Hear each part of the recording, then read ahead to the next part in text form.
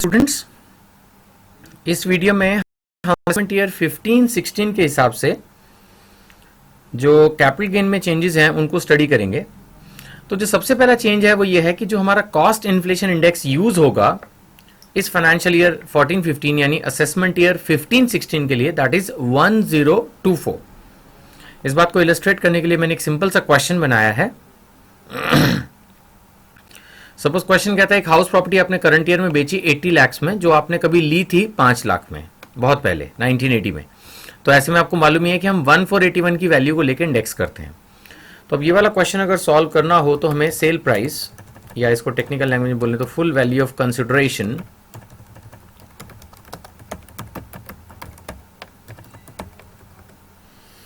Full value of consideration हो गई question में 80 लाख, राइट। जहां तक सवाल है इंडेक्स्ड कॉस्ट ऑफ एक्विजिशन का, वो हो गई हमारी 6 lakh, then multiplied by the latest index which is 1024 and divided bye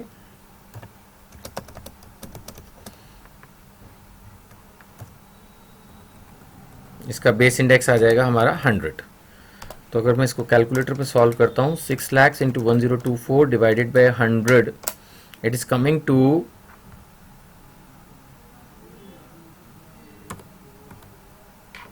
61,44,000।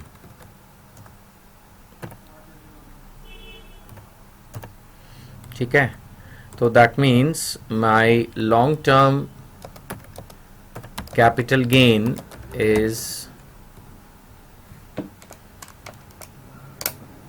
18,56,000।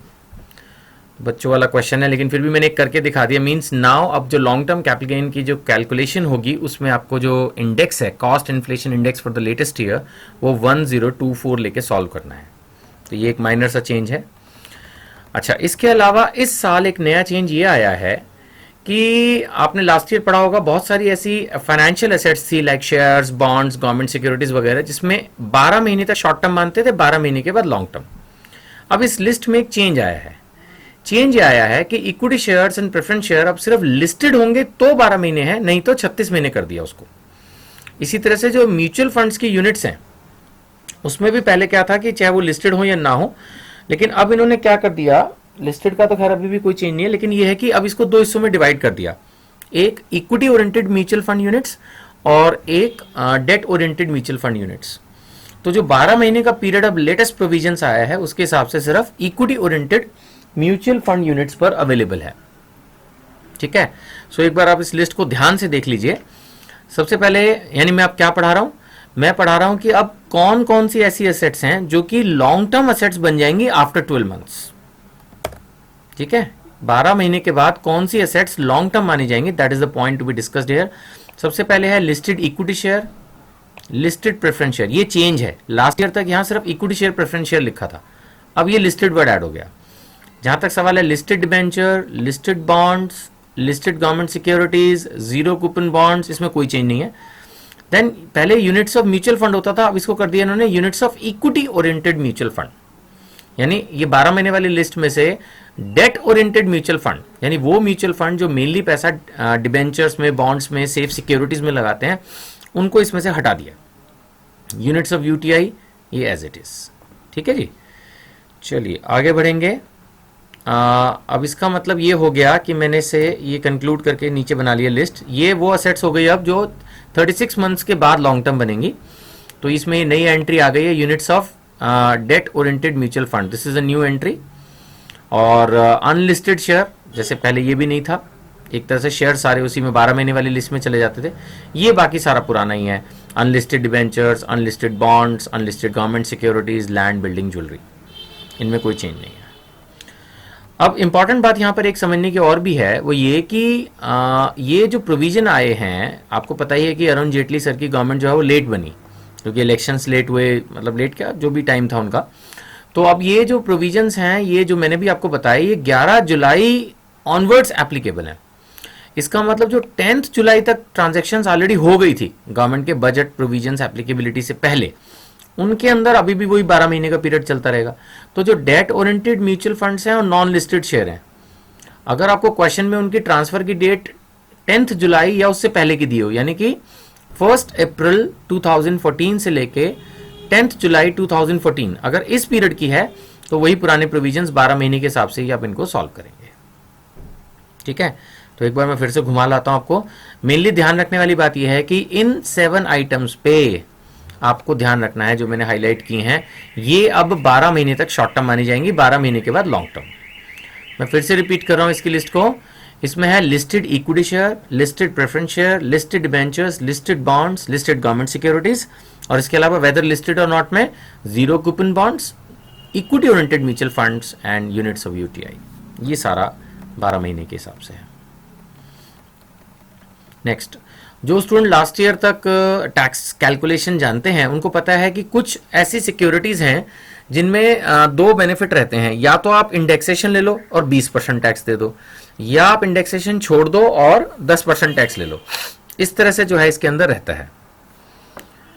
Now अब ये यूटीआई म्यूचुअल फंड पे तो खैर रहा ही नहीं अवेलेबल, तो अभी ये ऑप्शन जो है वो इन 6 चीजों के लिए अवेलेबल है। Listed equity shares if sold outside the stock exchange. ये मैंने क्यों लिखा है, अगर आपको ध्यान हो तो ये पॉइंट इसलिए मैंने लिखा कि long term listed equity share तो वैसे भी एग्जेम्प्टी हो जाते हैं सेक्शन 10 सब सेक्शन 38 में। मैं इसके आगे डाल देता हूं कि long term capital gain out of sale of equity share is exempt under section 10 subsection 38। तो प्रैक्टिकली फिर ये पॉइंट इररिलेवेंट है, ठीक है ना। लेकिन अगर उसमें लेकिन ये रिक्वायरमेंट होती है, requirement is that shares I mean equity shares are sold in stock exchange, ये रिक्वायरमेंट होती है। अगर सपोज स्टॉक एक्सचेंज के बाहर बेचा है तब उसमें ये ऑप्शन रेलेवेंट है, या फिर listed preference share, listed debentures, listed bond, listed government securities, listed या जीरो कूपन बॉन्ड्स। इन सब चीजों के लिए ये ऑप्शन जो है वो अवेलेबल रहेगी, ठीक है। लेकिन क्योंकि प्रोविजन जो है वो अभी 11 जुलाई से एप्लीकेबल हो रहे हैं सारे शेयर्स वाले, तो इसीलिए जो यूनिट्स ऑफ यूटीआई और म्यूचुअल फंड है उन पे भी ये बेनिफिट जो है अवेलेबल रहेगा, बट कब तक, only up to 10th of July 2014। यानी इन फ्यूचर अब आप इसको भूल जाओ। मेनली अच्छा एग्जाम में भी there is a high chance date के चक्कर में नहीं उलझाएंगे, और लेटेस्ट प्रोविजन 11 जुलाई के बाद का ही आपसे पूछा जाएगा। तो उस हिसाब से listed equity share, listed preference share, listed ventures, listed bond and listed government securities and zero coupon bonds, इनमें ये रहेगा कि या तो आप 20% इंडेक्सेशन के साथ टैक्स दे दो, यानी इंडेक्सेशन के बाद 20% टैक्स दे दो, या इंडेक्सेशन को छोड़ के 10% टैक्स दे दो, विच एवर इज लेस। इस बात को इलस्ट्रेट करने के लिए मैंने एक छोटा सा क्वेश्चन भी बनाया है आपके लिए, नेक्स्ट पेज पे ले लेते हैं। इसमें मैंने क्वेश्चन दिया है, mister A purchase 1000 preference share of B limited during 84-85 at 60 per share, और इसको करंट ईयर में उसने बेचा है 700 रुपीज पर शेयर में। उसकी अदर इनकम्स है 2,50,000। ये मैंने जानबूझ के दे दिया ताकि एक तरह से मैं ये मान लूँ कि जो हमारा बेसिक एग्जाम्शन है वो हमने यहाँ क्लेम कर लिया। Now compute the tax payable on this transaction. तो सबसे पहले इसमें हम लॉन्ग टर्म कैपिटल गेन निकालते हैं।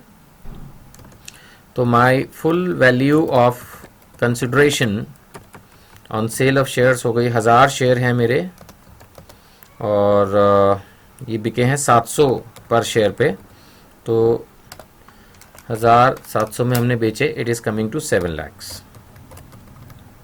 ठीक है जी।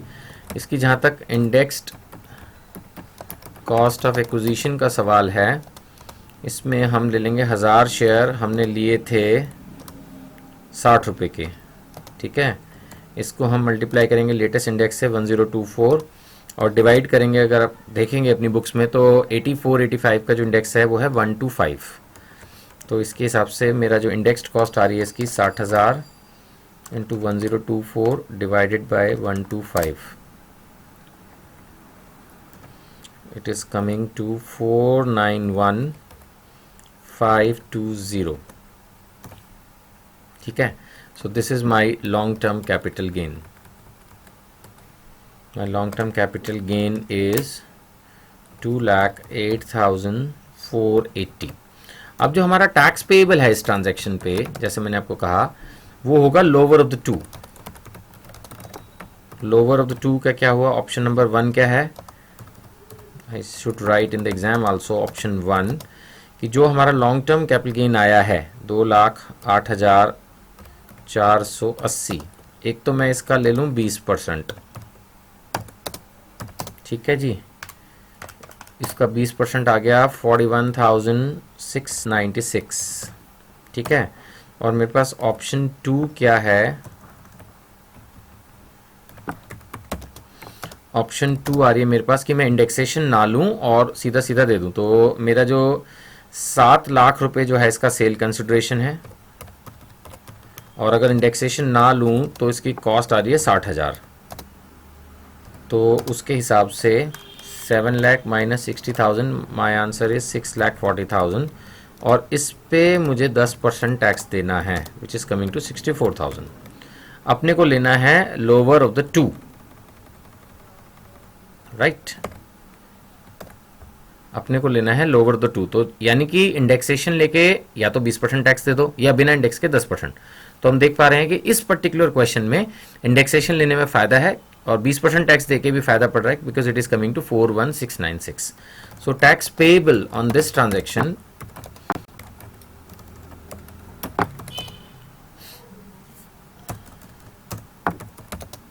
इज इक्वल टू 41,696, ठीक है जी।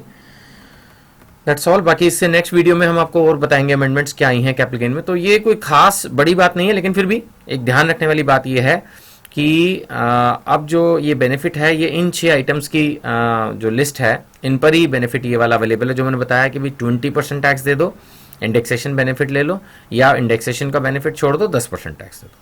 This benefit is for these 6 assets. और 12 महीने वाली लिस्ट में एक बार आपको फिर से दिखा देता हूँ।